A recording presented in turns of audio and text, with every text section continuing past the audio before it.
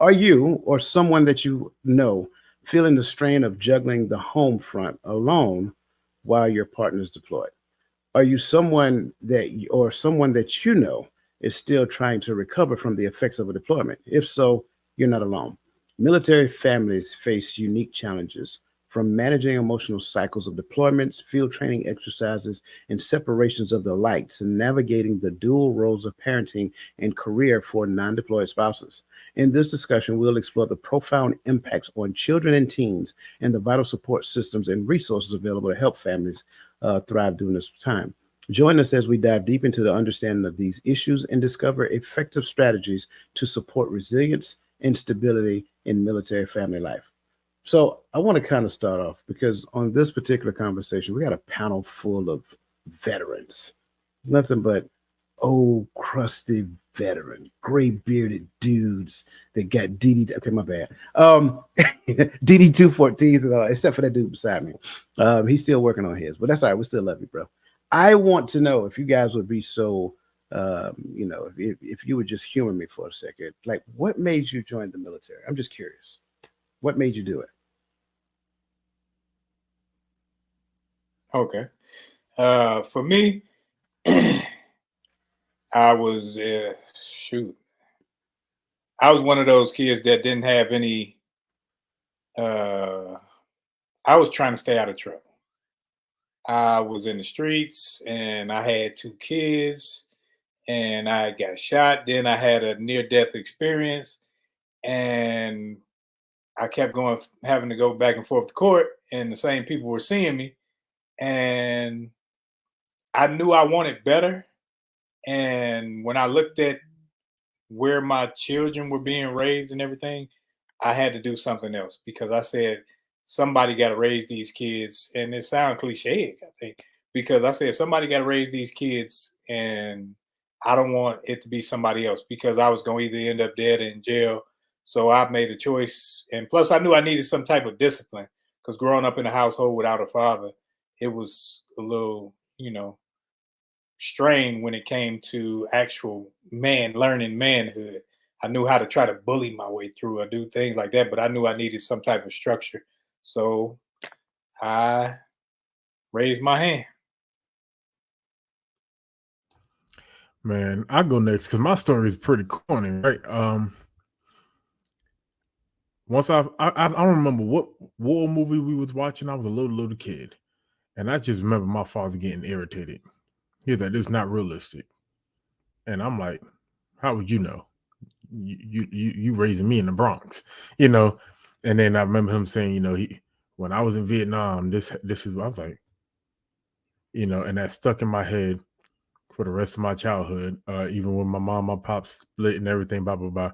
Um, And so as I was coming up, regardless of sports or whatever stuff, I always did like some type of cadet corps and stuff like that so that I can go back home, go back to my father house and hey dad, look what I learned. And I learned this about the military. I learned this. Something because I felt like that was a connection piece. That was something to talk about with my father. And for a while he wasn't interested because I don't think he wanted me, involved in stuff like that until I actually joined the military. Got through basic training and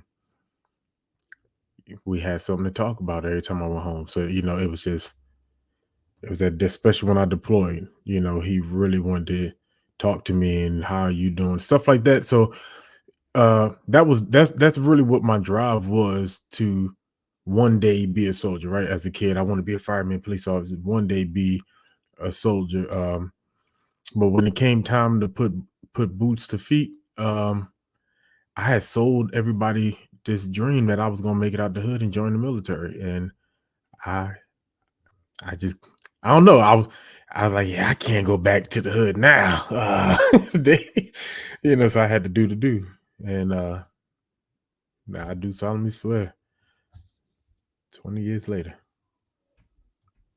It's funny how both of you mentioned something about your father. I'm a throw mine in there a little bit as well. I was running away from any and everything.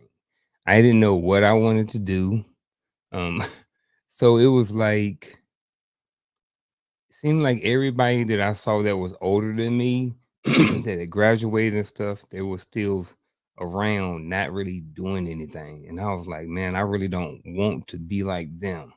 And then when it comes to my father was a user at the time, so he was kind of out of the picture.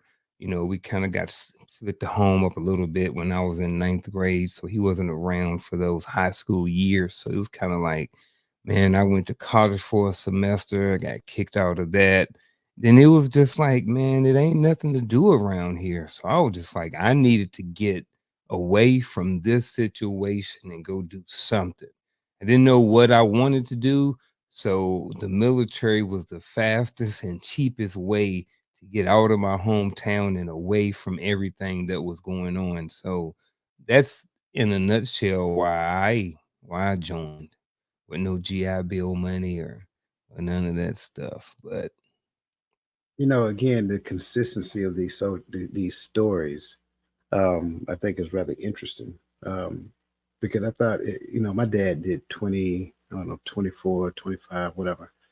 And at the end of his career, he grew to not like it. I mean, like really not like it.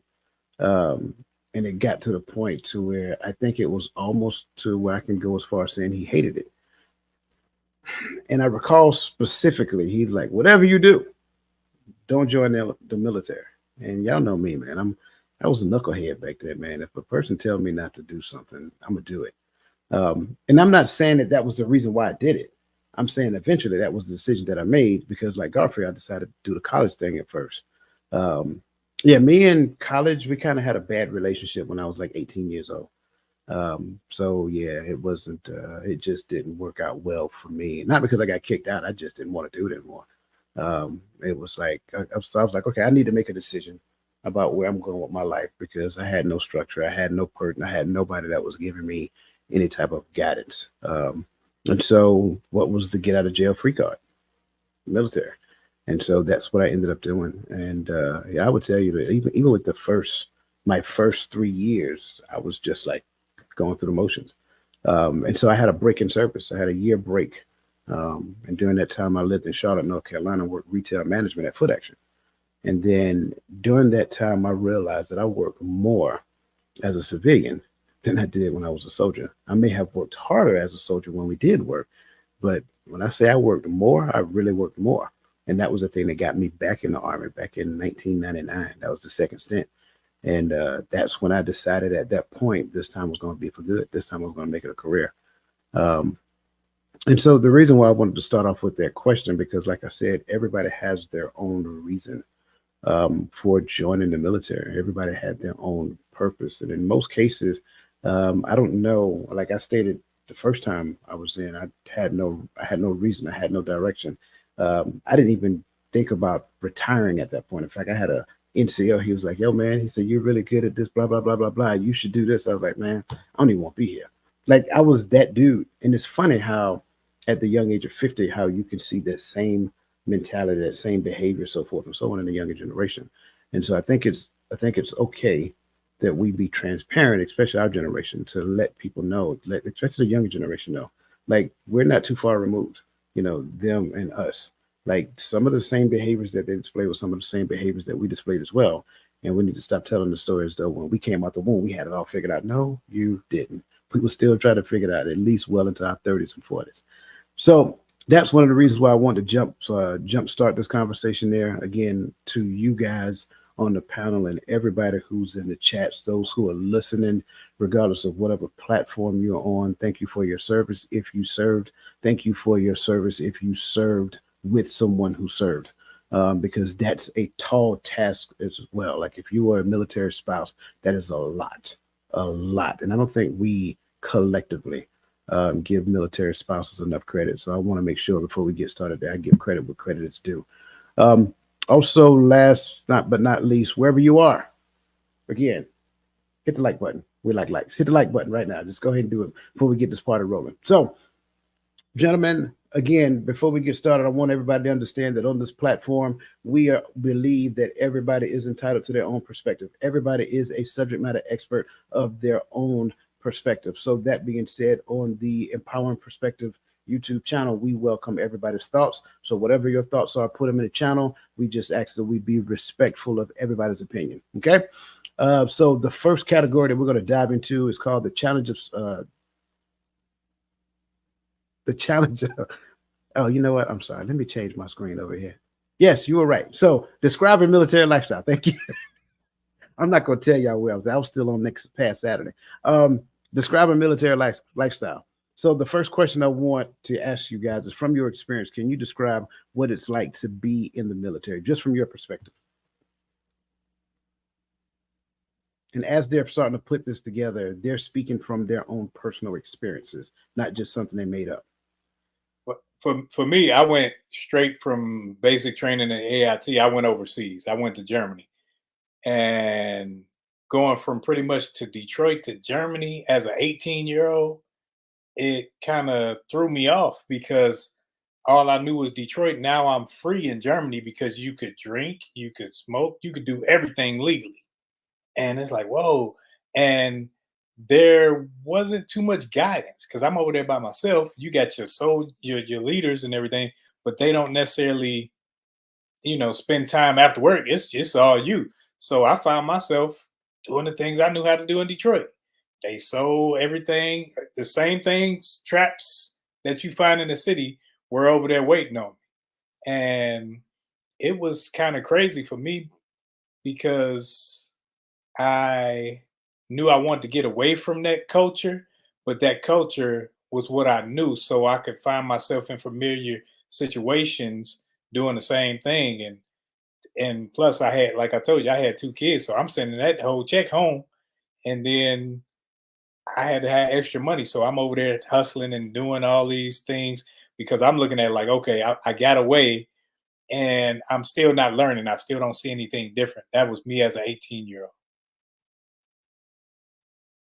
I think, you know, the military, the experience is different.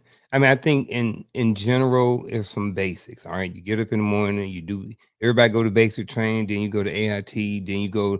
Then after that, you go to a unit. You get up in the morning, you do PT, you go to work, you go to lunch at the same time. Those are the basics, you know. But I do want to say, you know, I like where Roland went, where he started when once you come into the military, because the military, the experience is different based off of a lot of times the rank that you have and the position that you have, and also the duty station or the job that you have. So it's so many different details that go into everybody's unique experience when it comes to the military. However, there are a lot of similarities, you know, and like Roland, you know, you come in, go to basic training, AIT, you go to a place brand new, you know, and for a lot of people, that is the first time that a lot of us have had freedom and money at the same time. You know, a lot of people joined right after high school, and you know, they used to working at McDonald's, you know, trying to be Calvin or these different places and stuff like this. And then now you go to the military and you got your own room.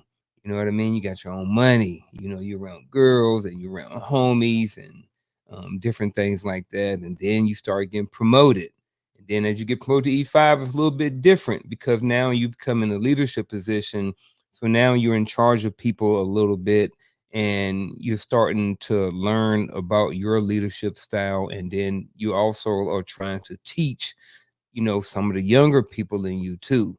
So I'm gonna kind of, you know, stop from, you know, around this area and then, you know, maybe um Gaddy or Coach may continue it on or something like that. But I'll just, you know, talk about, you know, kind of sort of, you know, once you make E5 or make a certain rank, you start learning early on um, in the military about leadership early. So, and I think that's a real good thing, you know, especially for young men and young women as they get older and they start to develop into who they are. I think having that early leadership experience with guidance from senior NCOs is a great thing.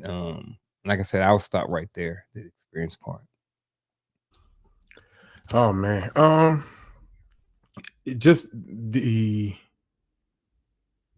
lifestyle for me, I would say on active duty, it was repetition, fast paced, and just learn. You have to learn how to prioritize in life, because you're constantly moving. Especially once, you know, I thought Tradoc was a little fast paced. Then I got over to Forcecom, and it was even more fast paced, especially when you get in deployment orders before you come back from deployment. Uh, You're using terms that most people don't know. Can you explain trade I can for Forcecom? okay, I'm sorry. Yeah. Uh, so training and doctrine command, right? I was stationed in the AIT, which is where you learn your job. I'm not gonna break down the acronym. I explain them. Where you learn your job that you're gonna do for the military. And so it's fast paced there because you always got trainees coming in and out, and so you constantly moving, and and you expected to hold the standard to the highest level, especially when it comes to appearance and grooming and things of that nature, because you're around a lot of trainees all the time, and they need to see what the Army standard looks like, right? And then you get over to what we call the real Army, right? Forcecom, and you got a whole bunch of different commands, but I was at Fort Hood, Fort Cavazos now. When I first moved over to First Cavalry Division, we were on rapid deployment. So before you came back from Iraq, you had orders to go to Iraq. And so when I'm talking about having to learn how to prioritize, if you have a family, if you got, even if you don't have a family, you got a vehicle, you got to know, you got to find some place to store it, put it in some place where it's climate control. You got to, or drop it off at your mama house so it can be driven for a year, or you know, if you got pets, you got to make arrangements. If you got family, you got to make arrangements. You got to have a family care plan. Who's going to take care of your kids if you and your spouses? And so these things, you know, and I look at things from that perspective as I was about to say 42, as an HR guy for the Army, because a lot of these things are ran through our shop, often ran through our shop. So you see these things. So when I'm thinking about the military, I'm thinking about the responsibility you have to learn as soon as you hit ground. You know, we get soldiers who go off while they're in training, get married on Christmas Exodus, come back and don't know that they should have started BAH or whatever happened, you know. And and so you just have to learn how to take care of your life, take care of yourself, and take care of responsibilities immediately, and while moving at a fast pace all the time. So just even without the family, on a personal level, I just think about it's just constant movement, constant mental, your mental toughness being tested on a daily. That's how I view the military experience. I like it. I like it. Before I get started, shout out to a good friend of mine, Stephen Ryan. He just took command as Command Sergeant Major for 62nd Signal Battalion at Fort Cavazos. So congratulations to you, brother. I think for me, as I try to describe this, I just look at from two different perspectives. You got training, and then you got being released, because that's what it felt like. Being in training, like basic training and AIT, Advanced Individual Training, right? Like Gaddy said, AIT is where you go to learn how to do your job. And they don't really teach you how to do your job. They teach you like what the book says in relation to your job. Well, basic training is like constantly. It's like, think about waking up at 5 o'clock in the morning and you're constantly on the go from the time that you wake up. And 5 o'clock might be a little late. It's been years ago, right? Waking up early in the morning and you're constantly on the go until that evening, even to the point to where how you eat is structured. Everything is structured. When you go to eat, it's on the clock. You don't have time to enjoy your food. Don't even worry about tasting it. Get in, scarf it down, and get out so we can get back to training. So that's literally what it's like constantly. And then you get to the point you graduate. Now, for me, it was good because I was going back to high school. I didn't have to worry about being the threats of being recycled and all that other great stuff, because I did split option. So I knew you couldn't keep me. So in my mind, that was working on my behalf. Again, I told y'all I was stubborn. I was a knucklehead, right? So you can threaten all these clowns if you want to, but I'm good because I'm leaving, you know, whether I pass or not, whatever. But the other side to it is that I played football leading up to it. So all of the running and all that great, it was good for me. The physical training stuff was good. It was just the mental games that were actually being played that I kind of had a struggle with. So back then, you'd probably be face to face with the drill sergeant and stuff like that. And that's when you really got good at learning how to articulate what I tend to call adjectives, adverbs, and superlatives, right? You got really good at using those extra colorful words in the midst of communication. And then you went to AIT, a little bit more lenient, right? But still a little bit strict. But after training, you have the Army. And it was like, you got a chance to exhale, but still be where you're supposed to be, dress the way you're supposed to dress, perform the way that you're supposed to perform. And so as long as you stayed out of trouble, everything was good. And I had somebody, an NCO told me a long time ago, he said, listen, man, being in the military is easy. He said, I'm going to tell you how to do it. It's a game. He said, once you understand it's a game, then you'll learn how to play it well. He said, look the part, be the part, act the part. That's it. That's the game itself. And when I started digesting that little bit of advice he gave me, I realized that I was starting to get good at the Army. But I had such a disdain before that. I was like, I'm getting out. My mind was made up back here before I started getting good at it. But then when I got in the second time, I brought that information he gave me forward. And at that point, that's when I put it into practice. And I think then that's when the Army really got easy for me and I really started having fun. So I like the fact that we went down this rabbit hole about what the Army experience was for us. And all of us were Army. So we don't have the Air Force experience. We don't have the Marine Corps experience or the Naval experience, just in case your sons and daughters are considering joining. But I wanted us to share what our experience was like, because I don't want them to go into basic training think it's going to be a cakewalk. Now, mind you, I haven't seen basic training for over 30 years. So I can't tell you what it's like today. But I still would not assume that it's a cakewalk. Mr. Martin over there, he probably got some more relevant data. Hey, here's my more relevant data. I just had 2 sons join. One joined this past November and one joined in January. And currently my oldest son, he did 9 years and he's in the reserves right now. So currently all 3 of my sons are serving right now. And from what I've heard from these last 2, the military that we had, and I just retired in 17. So I retired 7 years ago.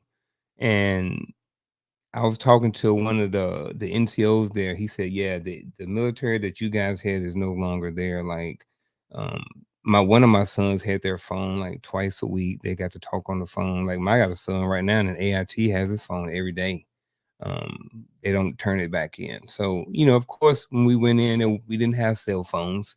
So obviously that's something that's totally different when we just speaking about cell phones. But a lot of the different trainings and different things that was standard across the board with us, like certain crew serve weapons training, certain other different trainings that we did, they have taken out of basic training altogether. So it is a kindler, friendlier, gentler military, and it's a lot of it is due to like one of my sons hardly did PT. They said I don't think they did PT 5 times the entire basic training, and I remember we did PT 7 days a week. So it is definitely different now, the basic training piece. So and this is just from hearing over the horse's mouth over the last couple of months. I was about to say we did PT 5 times a day. Every time you blink, half right, face. No, but when you talk right, when you talk about the cell phones, though, I know in basic training, because I did 2 stints in the trade out. My second time was in the basic training unit. It was a hard transition for them because the payphone, and I don't know about y'all, I know. Payphones was new technology when some of y'all went. You said 30 years ago. See what you did there. New technology. It wasn't no technology. I came in 94 the first time. Yeah, they still got you beat. They came in like 90. No, but 91. Oh, my bad. That's 2. My bad. Last one. That's the last one. I'm sorry. Nah, but when we had the pay phones, we just go get the pay cards and you had a certain time to use it. And since the payphones phased out and they're no longer in the barracks, I know in basic training at least, if they have the cell phones locked away, they allow them that time during that time frame, instead of the cell phone. And to me, I still think slightly. I understand you still get the opportunities to use the phone for that time frame, but where only time I find it problematic is the way we had to use the cell phones. I mean the pay phones. It was still structured, and the way I envision it now, open up the cell phone, it takes a little bit of that structured time and away from basic training. But that's just me. Yeah. I see somebody, I think of Michelle Ray mentioned that, and I heard you say it, that the payphones were in the hallway in the barracks. Now, ours was in the bay, downstairs, outside.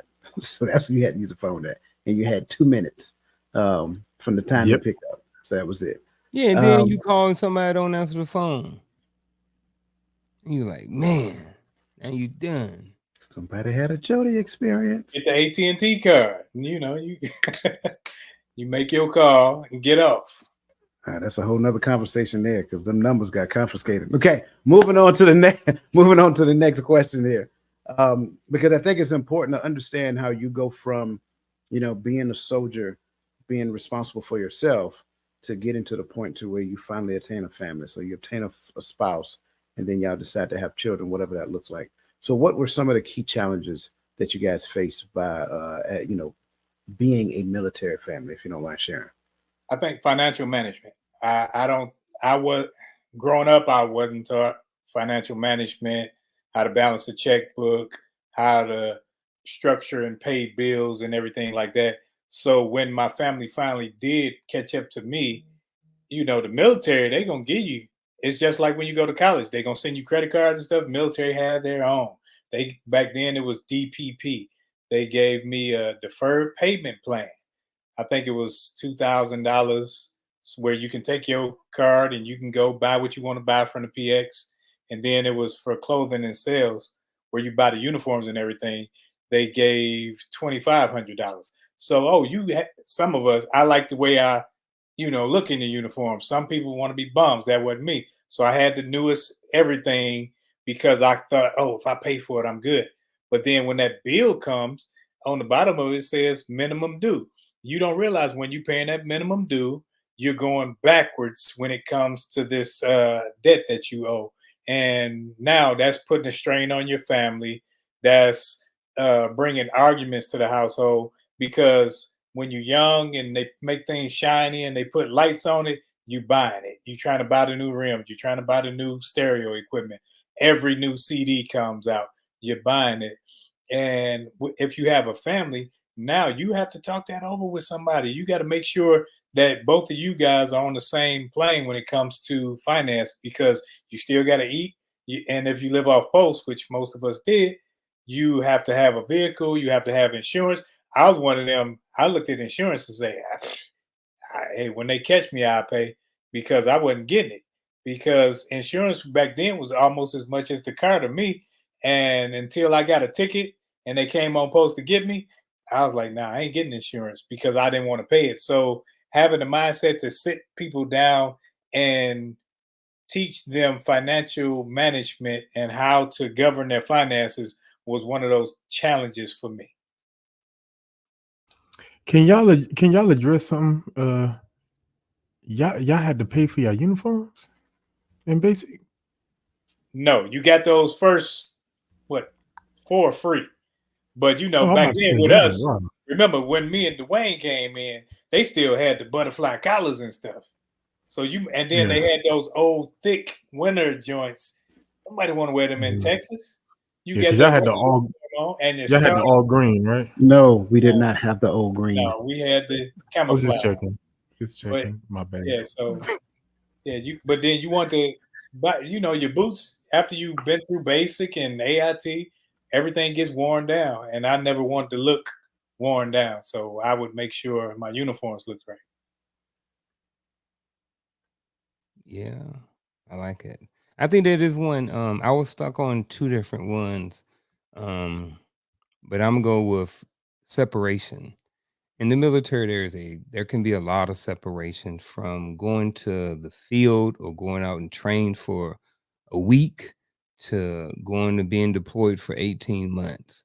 So even as small as 24 hours a day, because one of the things we have is every month, every day, someone is pulling 24-hour duty somewhere. So at some point, your number is going to come up, and you, at the least, you're going to have to spend 24 hours on duty. Now, depending on where you at, your spouse may be able to come if you have one, but just that separation right there. And I'm speaking, since we're talking about the military and family dynamics and stuff like this, I'm assuming that we're talking about spouses and or people with kids or adults who may have kids who are in the military, all the above. But I think just this separation and all the potential things and challenges that people face when they are separated. You go deployed and then you come back and you found out that your wife is pregnant and you hadn't been there, or you find out that so and so is messing around with so and so's husband, or these are just some of the negative things. You find out that someone was back home and they were spending up all of the money while you were deployed. So like I said, these are some of the negative things, because we are talking about the challenges and some of the things that happen on a regular basis when people are in the military. And because it can be very challenging being away from your family for such a long time. In my first marriage, I was married previously, and I had 3 sons. So my ex-wife had to do 2 deployments alone, like by herself with kids, with 3 boys. So you imagine being a single mother trying to raise three boys or just 3 kids and stuff like that. So a lot of their responsibilities that the stay-at-home parent has while the deploying soldier is away, and even for 30 days, you think about that. If you have a spouse back home who's working, and then you say, all right, look, babe, I got to go away in 2 months for 30 days, and y'all got 2 kids, and she's working a job too. So now you have to figure out, how are we going to juggle your job along with all of the duties now, because I'm gone for 30 days. So how do you maintain your job, take the kids to football practice, take them to school, take them to the doctor, what I mean? All the other things that have to be done, so it's very challenging, the separation piece in the military for a lot of families.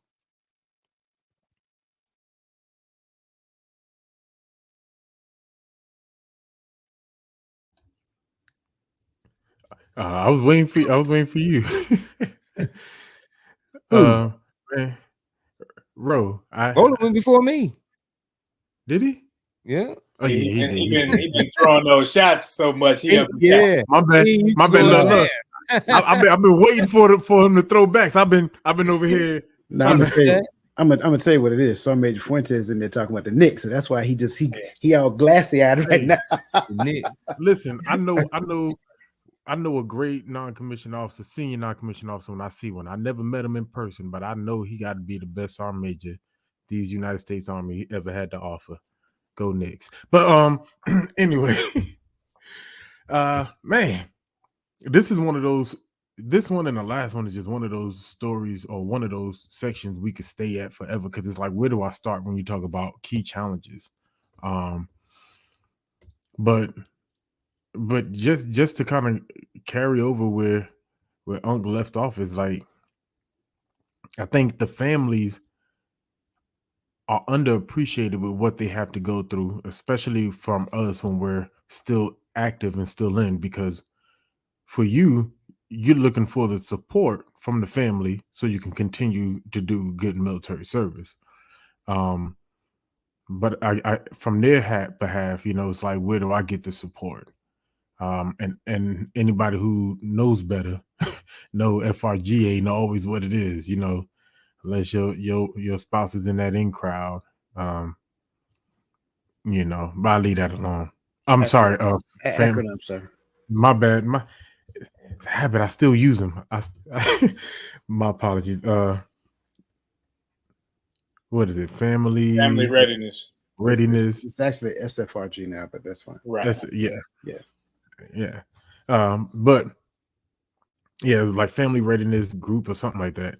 Normally ran by one of the commander's wives. And it's not always pretty for every spouse, right? So you have that piece, and then you have the piece of us when they like when on talked about how do I take care of this when I go to the field for 30 days, or how do you take care of this when I deploy for a year, 18 months when you get extended, and well now 9 months. But the real question is how do once he or she gets adapted to running the family and keeping things running while you're gone, then we come right back and want to reintegrate ourselves right back into the family. And it's like, no, I'm back. I'm in charge. We're gonna do it my way, the way we did it before I left. It's like, but nobody's used to the way it ran before you left, because I had to run it the way I ran. I can run it because you were gone. And so it's unfair not for us to reintegrate ourselves back in, but that word on itself, reintegrate ourselves. I think a lot of it, we come home and we want to get right back into our family, and partially because we miss life at home, you know. And for them, it's a shell shock. It's like drill sergeant came home, and how do we readjust to this? And everybody used to talk about the divorce rate in the military. I think it's because a lot of us didn't really, we did training on everything else, we did a class on everything else, but I don't think we took class on how. I think my last deployment we did do a reintegration training, or part of it was reintegrating back into family role. Don't come home and beat your kids the first day, you know. But you know, a lot of us weren't really sat down and said, hey, you're about to jump into somebody's life who's been living and taking care of everything without you. Give them time to readjust to your presence. Them, your kids, the dog, everything. So for me, I've always found, when you talk about the families, I find that to be one of the hardest, biggest hurdles that the families have to jump over. See, I'm gonna approach this from a different perspective, and I'm not saying that what you're saying is wrong at all, because it's absolutely right. That's one of the first things we got when we came back from a deployment. You know, don't try to reintegrate yourself too fast. You know, just kind of ease your way back into it. But in my mind, and notice what I just said, in my mind, nothing changed. The way we ran the house when we were together is the way the house is ran when I'm gone. So reintegration should be a piece of cake. But again, that's just my perspective, and I'm not saying one is right and one is wrong. It depends on who you are. But I think that's kind of like where I would go. One of the biggest challenges that I believe that most military families face is actually going through the struggles of learning how to be married and doing all the things that these brothers just talked about, right? Having to do this, having to do 24-hour duty when my number come up on the roster, having to go do this, go to the field, go on the deployment. We got to go in because we're getting ready to go to the range this week, and sometimes we got to work late, and the motor pool still need to be straightened up, and somebody didn't do their job. So Sergeant Major Fuentes, I'm joking. Sergeant Major Fuentes got everybody in the motor pool at 1700 because he's chewing them out. You know what I'm saying? And listen, to Gadget's point, he is probably one of the best sergeant majors that anybody who's ever known him ever encountered, because he treated you with respect. But then the other side to it, you have some people who, in their minds, and I got it, they may have been right, but they didn't necessarily treat you with respect. So now you leaving home, you're angry, you're leaving from work, you're going home angry and frustrated, so forth and so on. And now you're going home, your spouses don't necessarily know how to deal with that, so forth and so on. Yes, sir. I use the acronym. No, I thought I just heard you say, am I correct, that all sergeant majors should be Knicks fans? No, I did not say that. But thank you for interrupting me. All right, so moving along and continue with what I was saying. So all of that stuff is what people have to learn to deal with. Oh yeah, by the way, we're still trying to figure this whole marriage thing out. And I don't care who you are, marriage is a journey within itself. So even in the midst of that journey, you're still having to do with the struggles of living a military life, which is not like any other job you've ever had. You know, and you heard most of these brothers say it, you know, some of them worked at McDonald's before joining the military, whatever that looks like. So it is a struggle. It's doable, especially when you have the right leadership models before you that helps you with those things.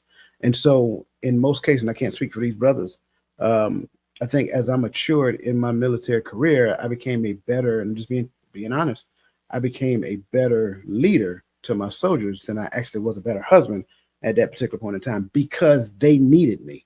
And I'm being transparent when I say that. They needed me. I had soldiers that would get in trouble. So I had to go to the MP station on the weekend. I had to go to their houses because of domestic violence, like all of these things. So I think all of those things create problems, especially if you had a MOS where you were the only one in your unit of that particular, in that job type, MOS, that job type, military occupational specialty. So you're the only one and you're a senior. That means there's only one of you. And so when they need you, they need that particular specialty, they need you.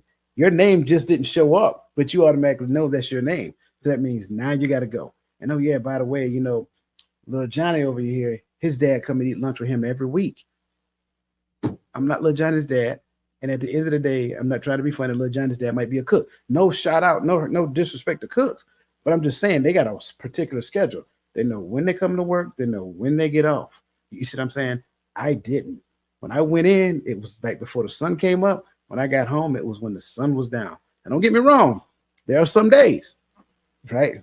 There are some days where I actually get off, you know, before the school buses start running. But those are, you know, far fewer and in between. So I think that kind of incorporates a lot of the challenges because you have to be flexible when it comes down to these things. You got to understand where you can insert yourself and where you just have to have a large degree of understanding. And that's why I said it is a struggle for military spouses, but it's also a struggle for soldiers as well, because they do understand that if we had a disagreement this morning, that disagreement's still there. I still got to go to work. But when I come back, we probably going to pick up right where we left off from, if that's, you know, what you did. So yeah, number of different things, man. I thank you guys for your perspective. And I thank everybody for their perspective in the chats too, because it's a lot of value that was added. Yeah, absolutely. Good to see you guys. Christian, good to see you, brother. Stephen Kyle, Edgar Fuentes, good to see you. Welcome as always, and always appreciate the value you guys add. Tiffany Denise, good to see you. Welcome. I was not a huge reason. Stop it, man. No, I appreciate that, man. If you don't mind bringing that up, Stephen Kyle, I appreciate you, brother. Can you see it? I got you. And this is just kind of like what that looks like. Like you really do believe in other people. So you really want to kind of like, you understand where you came from. You understand what you had and what you didn't had as a young soldier. So you make up in your mind that you want to be better, right? You want to be better for somebody else because you can see the potential in them and their potential surpasses anything that you ever were. So it's like you want to be that voice of reason. You want to kind of have conversations talking with, not necessarily talking at. So yeah, absolutely. I greatly appreciate that. Yeah, absolutely. So let's kind of move on to the next one. It always chokes me out when he does that. I appreciate him. So understanding the emotional cycle of deployment. This was kind of deep. So the first one here is how can military families prepare for and manage the emotional highs and lows that accompany each phase of the deployment cycle. Now, before we get into it, I want to kind of articulate what the phases of a deployment cycle were as we start talking about the emotions, right? I want to kind of articulate what they look like. Because the emotional cycle of deployment is a well-recognized framework that describes the common emotional states experienced by military families throughout the different phases. So phase one is what we call anticipation of deployment. And so this is where you go through all of the train up for it. Like the soldier is sharing all types of information with their spouse. Spouses are being intertwined at that point, hopefully, with SFRG because they're building their cohesion as a team as well. And then the next phase is what we tend to call a detachment and withdrawal. Now, here's the reality of the truth.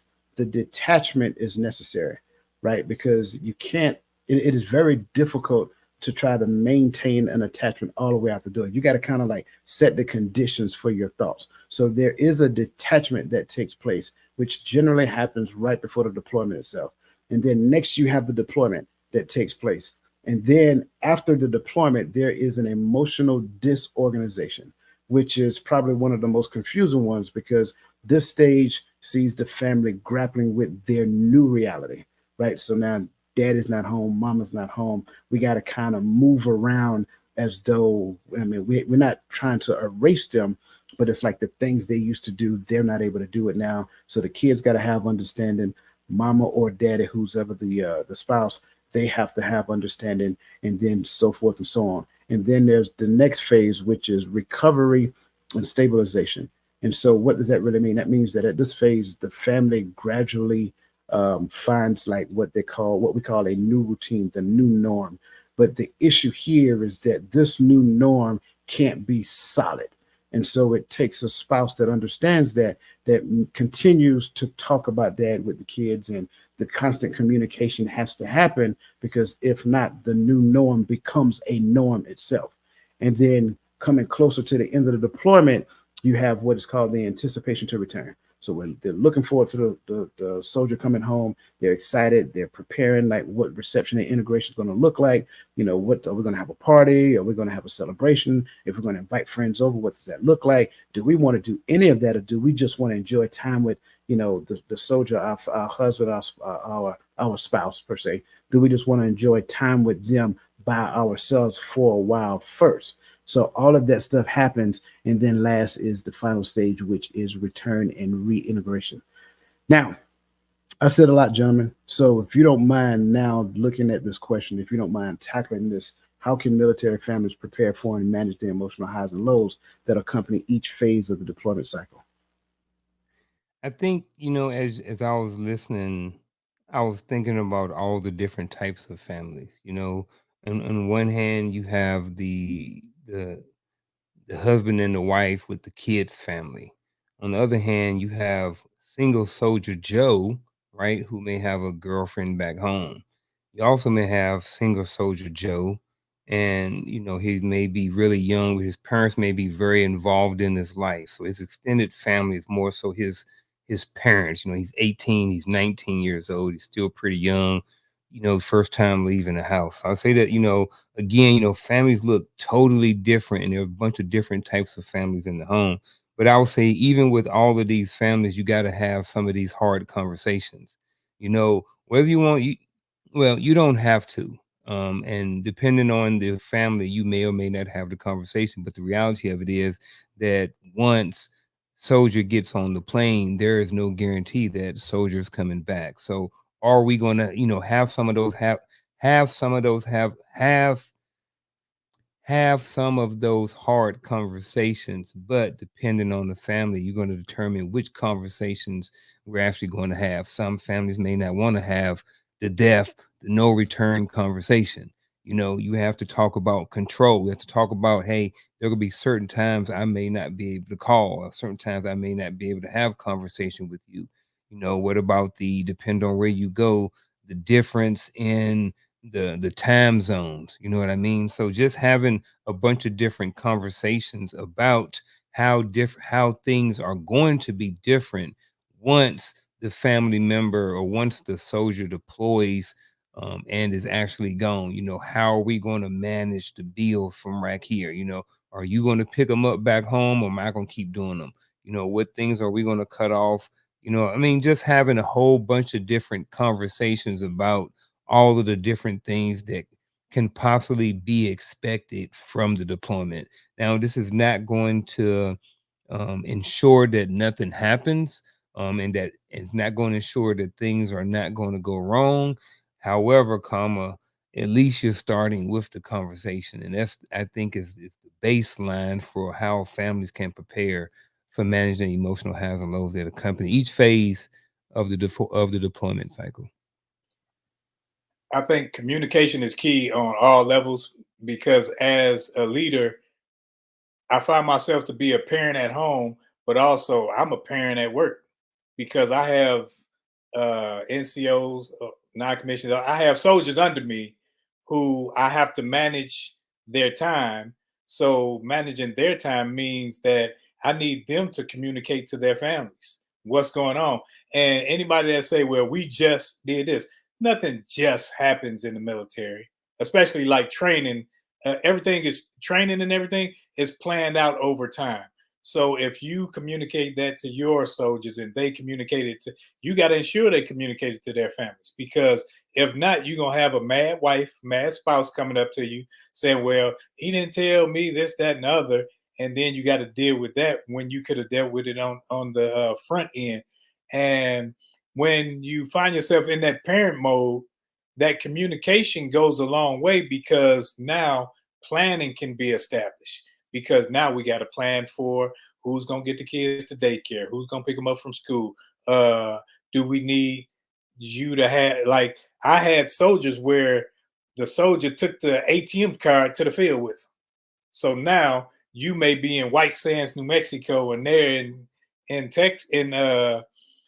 Texas still at Fort Hood, and now they can't get any money. So now that's a problem and a worry. So the communication can alleviate a lot of worries and problems if it's done right, but that's from the top down, not from the bottom up, because I answer to a leader, and those leaders give me information, and I got to disseminate that same information to the lowest level so that we're all on the same sheet of music. So when somebody says, well, I didn't know, we know who to go to. And that's one of the things, because when preparing for deployments and things of that nature, you gear up to do that. You don't just say, okay, we leaving tomorrow.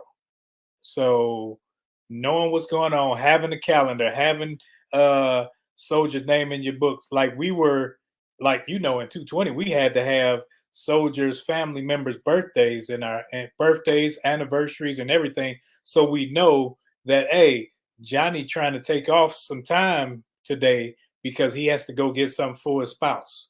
So, hey, okay, Johnny, it's not a stressor. So we can plan around these things and make sure everyone is taken care of, because if they're worried about home and you kind of control their time, now you have a situation on your hand when you could have just said, okay, let me let Johnny slide out a little early so he can make sure mama at home good. Man, Roe just got some young soldier in trouble by saying nothing just happens in the Army. So somebody just got in trouble. Oh yeah, this last minute duty I got,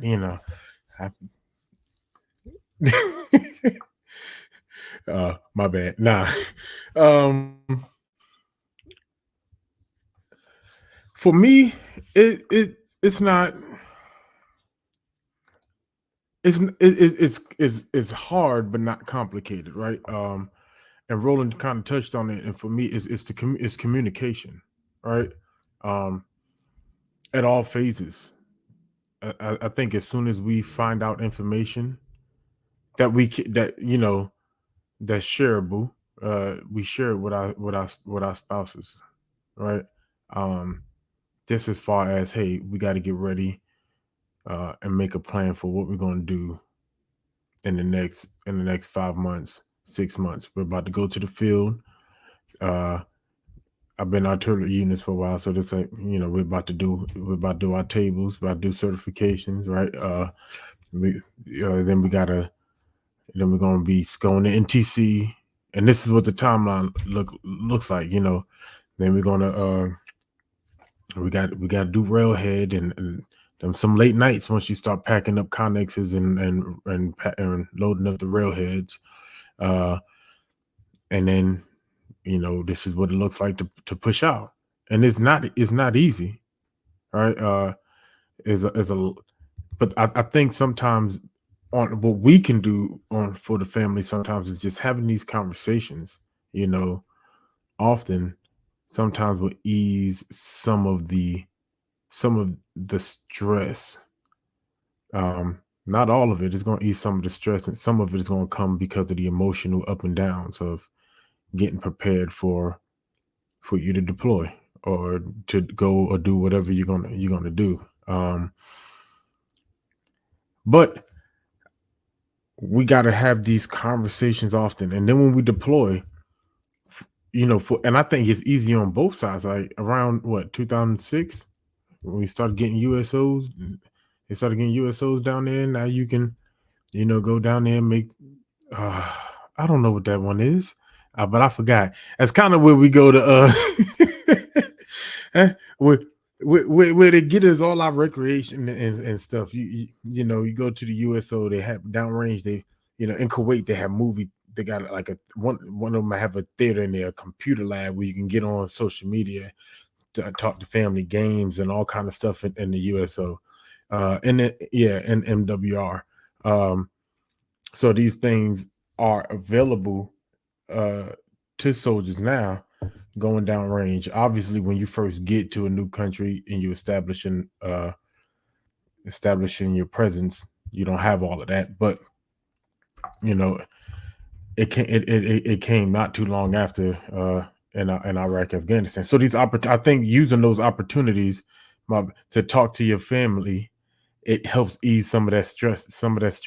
That I'm being told by the boss I got to hush. No, but I think the more we communicate, the easier it gets on the soldier and the family. That's my take on it. I love it. I love it. So yeah, you put the USO, United Services Organization, and MWR is Military Welfare and Recreation. I'm sorry, Morale, Welfare and Recreation. I think the big piece, like everybody said, is the communication thing, right? Whenever you get information as a soldier, disseminate information. Don't withhold information. There's an old saying that most people tend to do is say knowledge is power. Well, no, let's get out of that, right? Knowledge is connection. So if I know something and I share the something that I know, now you actually feel empowered. So I think if we look at that, that helps. I also think the other side to it is getting them integrated as early as you possibly can. What does that mean? SFRG it can be a phenomenal organization, especially if it's ran correctly, right? SFRG kind of creates that information chain. So now they're sharing information as well, and then you're sharing information with your spouse. So now the consistency of the information from them, the consistency of the information from us, it helps the spouse to recognize that SFRG is a trustworthy organization because it's keeping them informed of what is actually going to happen. The one thing that I've seen over the years, and I tell you this happened with me, is that some SFRG leaders don't necessarily realize that they can't handle spouses like soldiers, right? You cannot go tell a spouse, you will do this, you will do that. I don't care who your husband is, right? And so that's one of the things. So as long as SFRG doesn't do that, then I think the piece of coming together and working together and being a healthy addition to the organization is awesome. But I really do believe in the integrating part, like having a plan, understanding what that plan looked like. So in my absence, these were the things that I was doing. Like, how are we going to do that with me not being here? How can I help? The internet, I think right now probably does a greater job of kind of like not making the absence feel so absent, because some of the things, like say, for example, Roland gave an example where a soldier went to the field and took the debit card. Well, I mean, today most people pay their bills online. So even in a situation like that, the soldier could have still paid the bills. I don't know why the spouse didn't have her own debit card. That ain't my lane. But the point is that the bills still could get paid. So the internet kind of helps to fill in the gaps of what bad decisions would create. But I really do believe integrating the spouse, having the spouse at the unit. Now, again, if the spouse works, this is going to be a little harder, but having the spouse at the unit, going to the FSRG meeting with the spouse, right? Introducing the spouse to the chain of command so that they can understand the leaders that are in charge and will be making decisions on behalf of, like, those things help to ease some of the stress. There's nothing you can do to take away the stress in its entirety. I'm just being transparent. If we go into the field, that's one thing. If you're going on a deployment, that's a whole nother conversation. So at the end of the day, as long as they feel connected to what you're doing and who you are, and trust me, there's some of us, we kind of live that, we kind of exist in that space. And Gaddy, you mentioned it, to where you can't share everything. Well, just that alone makes people feel uneasy. I'm sorry, it's just one of those things. But they need to know that beforehand, not when you can't share the information. You understand what I'm saying? If you can help them to understand, say, look, because of what I do, this, that, this, that, this, that, and the third, I can't tell you everything. I need you to understand that. So some things I say may sound cryptic, and I need you to be comfortable in understanding that. So that by itself can present a problem. So thank you for saying that. You guys are awesome. I think at this stage, we can skip that question, that whole section, and jump down to the impact on, because you guys talked about it already. To go jump down to the impact on children and teens, because I think this is key. This is key. This is huge. So I think everybody here has little ones, and some of us not so little anymore, right? How do social disruptions like changing schools and losing contact with friends, impact the development of identity and social skills in military children?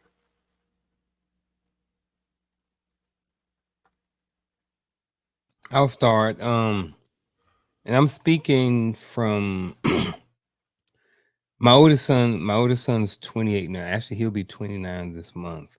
And he went through basic training. He did, I think, 9 years active, and now he's in the reserves. So he, when I went to visit them last year around Thanksgiving time, he mentioned that he had went. I think he counted up, and he had went to like 13 different schools. So um some of my knowledge about this I kind of forgot about, but now that he's older and he can recall, and we can have conversations about how things were from his end while I was gone. So we've had some of those conversations. So some of my answer is based off of conversations that I've had with him, and that's why I kind of set that context in there before I began. But he went to a lot of different schools. All of my sons did. I only had one son of the three who actually went, and this was the baby boy. He's 18, and only one of my sons went to the same high school for all 4 years.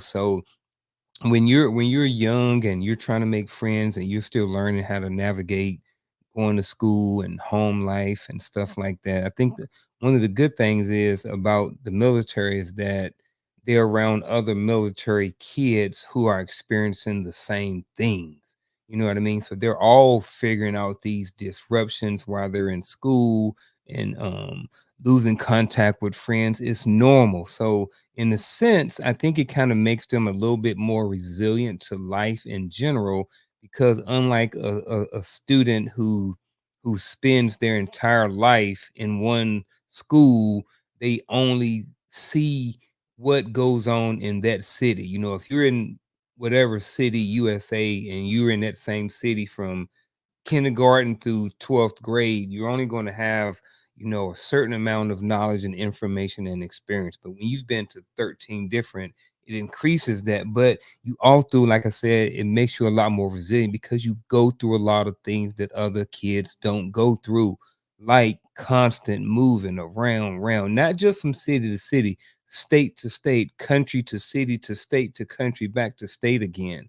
You know what I mean? And then throw in a couple of marriages that break up or separations and stuff like this, and now you're just adding more things to the to all of that. So I think it does make kids a little bit more resilient. I think it gives them a lot more experience when it comes to life and different things like that.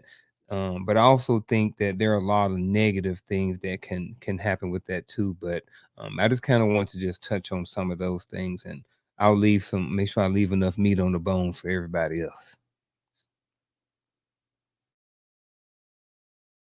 I think for me, being when the children were in high school, I'm sorry, it was a lot different, because now changing high school, they are worried about, oh, my friends are here. My friends, we graduated in 2 years. And I'm looking like, okay. So when it comes to that move for them, they're worried about image. They're worried about status. They're worried about those things, or playing sports, versus when they were younger. Yeah, they just you put them in a room and they meeting friends. And I think that was never an issue whether or not they were going to meet new friends. But when they got older, then, oh, we got to move. Well, we got to move to, and some of the places the army want to send us, to Kansas. And I'm like, I ain't going to no Kansas. I don't want to go to the bottom of Tennessee, or the top of Tennessee, bottom of Kentucky. So there were places that they wouldn't even want to go, or overseas and whatnot. So that's one of those things where you have to sit down and talk as a family and say, hey, this is what dad got to do. This is what mom has to do, because this is our job. And if you can make them a part of it, I think it'll help the transition better than just if you say, hey, this is what we got to do. The army say we going, because then it's forced on them and they looking at who they can stay with. Whereas when I was growing up, I went to preschool through 12th grade with some of the same people. Whereas they will go to, as Uncle saying, various schools and meet new people here and there, learn new languages and all these other things. So there's a benefit to it, but there's also a part of it that where they lose connection with people that they grow with, and that may be a negative. How did you so you had to have that conversation because when we made our last like big move, it was in 2010 and we went from Fort Hood to here in North Carolina. My son did ninth grade. Actually, he was in Harker Heights. He went to Harker Heights in ninth grade, played football. And then in 10th grade, we came that summer between his ninth and 10th grade. Like, I ain't really had a conversation. I was like, look, bro, we out. We got to go. You know what I mean? So you had to have the conversation with Now, some of yours. I think I'm like you because I was trained, Yeah. do as I say, Yep. So and looking back, that's why I'm not gonna teach Back. people Yeah. that, because looking back, I kind of buffaloed my way through things. Hey, this is what we got to do. I don't want to hear it. Shut up and get in the car. Yeah. So, and that's not the right way, because now you have a disgruntled team Yeah. and you not trying to understand or even take part in what they're going through or even ease it. You just force them into it, say this is what we got to do, because you don't necessarily know how. Now, if you have leaders on your side that can help transitions and so forth, then that may help. But you just out there, I kind of went through my whole career figuring stuff out as it went on. Yeah. So, Because I know they granted that, a lot of times if your child is a senior, a lot of times they'll grant you extra year. that 1 year of stabilization. But if you had your child in 9th grade and 10th grade, and then you got to move the 11th grade year or mid season or halfway during the school year, you kind of sometimes you just SOL. But yeah, I would do, because I've also seen where people have allowed their child to stay with another family member or a soldier or a friend or something like that while they went off. So I know people have made some different things. They grant your child 1 year stabilization, not you. You gotta go. What you got? Man. And so I'm just talking about myself, just to be honest with you. Now, granted, I didn't grow up as a military child, but we moved a lot, right? When my parents split, I was like 6. We went from shelter, found us a tier 2, found us, they got us into an apartment, and we up and left again and moved. And so I could say I probably went to like 6 middle schools, 6 elementary schools, 3 middle schools. But I went to 1 high school. But even then moved around a couple of times in Staten Island. So, and I'm thinking about it from my perspective as a child who always had to just get up and go and move all the time. It made me it made me a good soldier. I was able to adjust to military life because the pack up and go thing, I was ready. After 3 years of being in one place, I was like, oh, where's the orders? I got to go. I got uncomfortable being stable. And I don't think, I think that's one of the things we discount and in the mindset of children, that expectation of pack up and move turns into a lifestyle and a mental hurdle you have to get over. Even I bought this house 4 years ago. Man, I'll be rolling around like, get up out of this neighborhood, find me another house or something. It's like I'm not trying to get up and move out this house right now, but at the same time, my mind is conditioned to start thinking, all right, what's the next move? Something got to change. I've been at this job too long. I've been at this job 5 years, the longest I've been at any duty station, and it's time to go. And so that's the mindset. But I know, creating a stable environment for my children was an end goal for me. And so I have to, and so now as an adult, I still fight the anxiousness of get up and go do something else, get up and go move somewhere else, get up and go find another place to work, go find something else to do, because being here has become uncomfortable because I've been here too long. And I don't really even know how to describe that mental challenge, but that's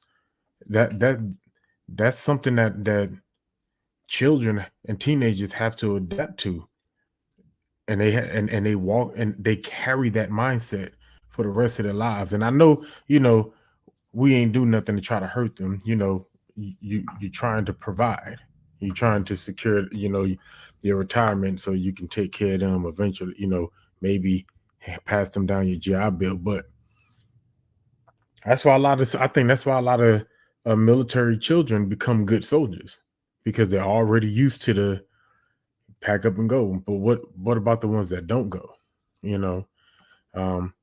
I know a lot of military children, not saying that they all do bad, but I know a lot of military children that just don't do well if they're not associated with the military. Because I don't think we've ever identified that. We never put two and two together. Like, we separate, oh, they moved around, but they had a family, but they had to pack up and move every 3 to 5 years. I could see Roland getting ready to say something petty. So So I like what Edgar said in the chat. Our perspective is not what our children's perspective was. And Roland, you kind of touched on that. You kind of like said you buffaloed your way through it. I think given our perspective now, it is more understanding of what their perspective could have potentially have been. But during that time, I got this immovable force, the Army, and then I got this family, the one that I'm in charge of. And so this is what I got to do. Hey, this is what we're going to do. And I think just like we talked about how we set the spouse up for success when we get ready to deploy, I think hindsight being 2020 for all of us, we can look back over time and say that we may not have necessarily done the same thing for our children and left it to our spouse to do. Maybe, I don't know. So we could have sat down, we could have talked to them and so forth and so on, but it doesn't really matter how much conversation we have. They're still going to leave their friends. They're still going to leave the reputation they had at the school, all that great stuff. And so there is a degree of, and I don't necessarily want to call it anxiety, but it could be more so of depression, because now I'm being separated from my support, my external support group. And then it's like, now I got to go to this new location. I got to make these connections again with different people. I got to meet these. I got to kind of like build up my reputation again. So it's a lot of that may be going on in the minds of that child. But the only way that we're going to know is if we sit down and have a talk with them and ask, right? So ask those questions. And again, this is speaking from a person who, like Roland, I didn't do that. Hey, we're getting ready to go pack up, right? And that's it. We're going to a new location, get excited, woohoo, and that was it. Why are you looking upset? Come on, pick your head up. We're gonna be all right. You're gonna be good. So a lot of that toxic positivity stuff. It'll be all right. You good. You can make new friends wherever you go. And we don't really think about it. We just do that. And to your point, Gaddy, I think you're right. I think a lot of military children can make great soldiers, but I don't think it's a good reason. Now, you know what I'm saying? I don't think it's a good thing. That's what I'm saying. Because we've created this resiliency in them that keeps people at a distance. And because they keep people at a distance, they are conditioned to keep people at a distance for the rest of their lives moving forward until they learn to do differently. And so there's a lot of pros and cons to it. Does it help the child to become more resilient? Absolutely. But then the other side to it, how do they obtain that resiliency? Do they obtain that resiliency by the way of just saying, hey, you know what, moving forward, I'm not getting close to nobody else because I don't want to go through this again. So that's just kind of like my thoughts. And again, it's kind of like in concert with what everybody else said. I think we got time for one last question. Listen, we greatly appreciate everybody here, everybody in the chats. We see the value that you're putting in here, but as you can see, this is a very extensive conversation. And thanks to some of the comments that I'm seeing, that are telling us thank you for having this conversation. I want to make sure that we continue to dive deep into it as we're doing. So one last question I want to get to before we, turn over. I want to kind of get after the support system, right? So, what role do community partnerships play in enhancing the support network for military families? Now, we talked about SFRG, but I want to go beyond SFRG. I want to talk about like community partnerships. So, now what am I talking about? I'm talking about the external groups outside of the military, the ones that you created, families, friends, whether we're talking associations within the local community, like what role do they play when it comes down to enhancing the support network for military families? I don't have a lot, but I'll keep mine short and simple. Y'all, who all deployed? The three of us all. Did y'all rolling? All y'all deployed out of? Did y'all deploy out of Fort Hood though? Do y'all remember the hug lady? Did y'all get a hug from her? You got one too, Gaddy? So all four of us have been. There was a lady at Fort Hood that every time soldiers used to deploy, she would hug every single soldier. They just call it a hug lady. So just right there, I didn't really think too much about it then. When I was deploying, I left the first time in I think '05. I left the second time in '07. So it was a while ago.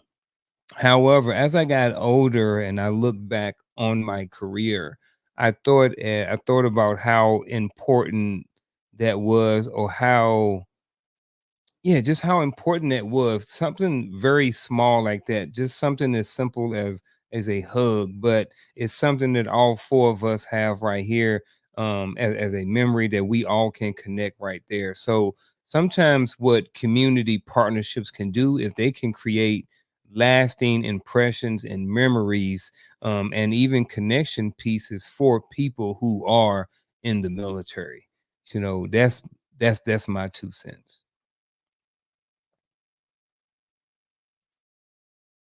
Hug lady. Man, I think we're talking about community partnership. I see a lot. I go back, think about a lot of my battle buddies, and their families and their spouses. Some of the ones that had like the stronger family structure back at home, their spouses, um, they will have family members move down during deployments and stuff like that to help with the children, things like that.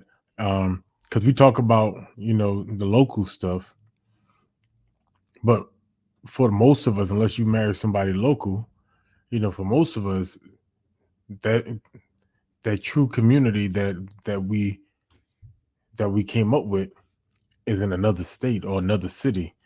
And so I think it's important to keep in mind when it comes to our families, that that ability to allow, if even if it's their mama, to come stay down there with her to help her with the children or with new baby, because a lot of people deploy with brand new with newborns. But it's an effort to ease the load and bring some familiarity to their life while you're gone, because you are their support system and they're yours. And that help us stand together. I think the strongest thing we have when it comes to, and I'm just thinking about, and I know it's the community partnerships, support network for military families, but for me, maybe it was just my generation. They didn't really play a part with us in our families. It was that family support. It was each other's families. As battle buddies, our spouses became friends. They helped each other out. They connected with each other, and that's how they got through field problems and deployments. Oh, you Gaddy wife needs da da da da da. Somebody's spouse will go drop it off, and and that was just another layer of support. And then that, as the soldier, I felt a lot of ease knowing that everybody was there for everybody. Well, for me, it's short and sweet. We had joined the church, and you have your churches, you have your sorrows, you have your frat brothers, whatever, who aren't up to no good because everybody don't mean you well. That's why you have to know your circles. But we were heavily involved in the church, and those people that were entrusted at watching our kids while I was here were the same people that was going to come by, make sure everything was okay, and hey, if the grass needed to be cut or whatever, you had those people who had become uh, almost adopted families that we had grown to know and love, who were going to make sure everything was okay and nothing was going to fall short while you were away. Those were the people that enhance my ability to be deployed and not have to worry so much. I thank you, Garfield. You reminded me of the hug lady, like for real. And I want, if I may, if y'all can humor me, because I just want to real quick. Can you put that up there? Yes. I don't know if you guys can see that, but as you can see, and let me see if I can make this bigger. Um, this is what she did every deployment. Like she would hug every soldier. It was like one of the most, like you're getting ready to go and your mind is fixing. There's this little sweet old lady that's there that she just wants to hug you as you go out. Like that's good. I'm glad you remembered that, bro. Because every time I went out that terminal, she was right there. And that's one of the things that became like a staple. And Roland, you kind of mentioned in the private chat that they named, what'd you say they named that terminal after her? Yeah, they did. They named the Okay. terminal after her. So Yeah. she gave out over 500,000 hugs. That is amazing. So, man, I'm thank you for bringing that up. Yeah, absolutely. Thank you for bringing that up, man, because those things matter. I think it's a lot of times we don't necessarily look at the little things that people do, right? It's the little things that matter. So, the person that you know that live down the street that recognizes that your spouse is not going to be there, and they come and sit with you, come and see you every day just to check on you, see how you're doing, whatever that looks like. The close associations that you create, the church family, the extended family, the external family, like friends that you create, even like get it to your point, even the friends that you create that are in the FSFRG group, but then you guys kind of develop a connection outside. That's, to me, that's a perfect example of that. So it's those things. So those incremental those individual micro adjustments that you make in your life to kind of make time go by, to kind of ease some of the stressors that you're going to deal with in the midst of the soldier being absent. So absolutely, absolutely. So shout out to the hug lady. We understand that she's going on to glory, but man, her memory will live on forever. So that being said, we greatly appreciate everybody. We greatly appreciate your comments. Again, everybody that's in the chats, we value everything that you said. As you can see, it doesn't matter how old you are, where you're from, whatever the case may be, there's a lot of shared experiences that we can all glean from. And I hope that this show has been valued to somebody who's been listening. And again, share it with other people. But before you do that, before we get to that point, we got our final thoughts.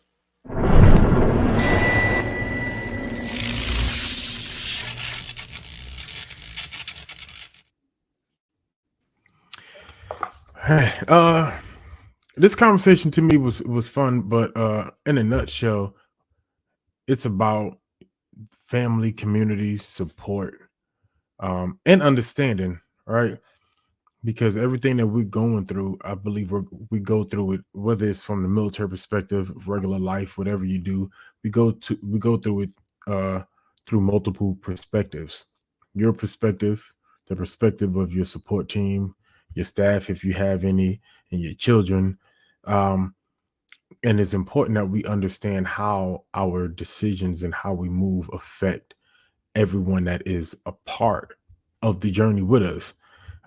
Not so that we can stop the journey, not so that we can change the journey, but maybe we can affect our interactions with the people that are around us so that it can change maybe a negative outlook or a negative outcome on their behalf and their perspective during the journey. And that's, I think that's the service that we can do for one another, for our family, which is our first ministry. So with that, I just say, love you, bless you. I'll start off by saying, the topic of tonight's show is called mastering family dynamics in military life. Anytime you're looking at mastery, that involves a high level, right? So, and there are a lot of people who believe that it takes at least 10,000 hours to master something. So imagine intentionally putting 10,000 hours into something. And I say that even with the military family, 10,000 hours still may not get you to mastery. But I think that, with this topic, as we're looking at mastery as a goal to try to achieve. Now we understand that, like I said, mastery takes a lot. But I think that there are so many different dynamics when it comes to the family dynamics that we should focus on, is the balance piece when it comes to mastering the family dynamics. And we also need to be aware that mastery takes time, it takes effort, and it takes as many parties to buy in to the overall vision of the family as possible. And with the military family specifically, it's a lot different than a lot of other different families because um, of the potential ramifications if there is a deployment, if there is a war or something like that. The end goal, I mean, not the end goal, but the ending could be death, and it could mean the separation of your family. So again, to sum up my final thought, mastery takes a lot of effort from everybody's part. It takes a lot of balance. It takes a lot of everything. So good luck to anybody out there who is navigating this mastering family dynamics. And that's my 2 cents. My grandmother always said, "You either a young fool, old fool, or a damn fool." And at each level, you should be trying to better yourself. And that's how the military structure is. So when you have a family in the military, or even if you don't have a family, you should be trying to find you somebody that can undergird you, that can help teach you to get to that next level. And it's even harder when you do have a family because now you have to worry about yourself as well as multiple people, communicating with multiple people, making sure that you dot all the I's and cross all the T's. So the mastering it, as Uncle was saying, it takes time because I was that person who I was a fool at each level in the military at some point where I didn't do the right thing. So I'm not going to get on, some people say, well, I was the best soldier. No, I knew how to act the part. I knew how to look the part at times. And sometimes I was faking it while I was making it. So when it came to being a parent, it became habitual that I was doing the same thing. So in the family structure, the dynamic within the family and the military, find yourself someone who has a family and who is trying to do the right thing because you may be helping pull one another along so that you can communicate that to your spouse and they can have a ease mind when it comes to the things that you're doing because you're training and you shouldn't have to worry about home as much when you have somebody that is on your team. And team players work together, and that's what a family is. They work on the same team. That's what the military was. I don't care where you were, whether you're from Indiana or you from Florida or New York, you all on the same team and you grow to be family. And that dynamic can be a blessing or it can be a curse. It's all what you put into it. I don't have any last words for this evening. But I do want to say this. Um, remember the hug lady. I'm serious. Like that is, I don't care who you are. If you ever experienced her, just thinking about her kind of just put you at a sense of calm. So remember the hug lady, right? Try to not that we're idolizing her, anything of that sort, but what can you do for somebody else? You know what I'm saying? How can you help another family go through their struggles, their concerns, their challenges, things of that nature? If you are a senior in the military, how can you help those younger soldiers manage family life? I agree with Edgar. Some people they're just going to make the bad decisions, but at least you know that you do your part. So again, if there's somebody out there who's struggling with family life, who's trying to figure out this whole family life as well as dealing with military life and managing military life, how you may have to do a little bit more for somebody. You may have to give a little bit more help. But overall, I think it will pay. I think it will pay off. So that being said, listen, we greatly appreciate you guys. We value you every time you decide to come on here and participate with us. And it is our desire to give you the best versions of ourselves every time we come on here. So that being said, next week, same time, same channel, 8 p.m. Friday nights, the Hearts of Men podcast. That being said, allow the best version of yourself to be a blessing to somebody else. And we'll see you next week.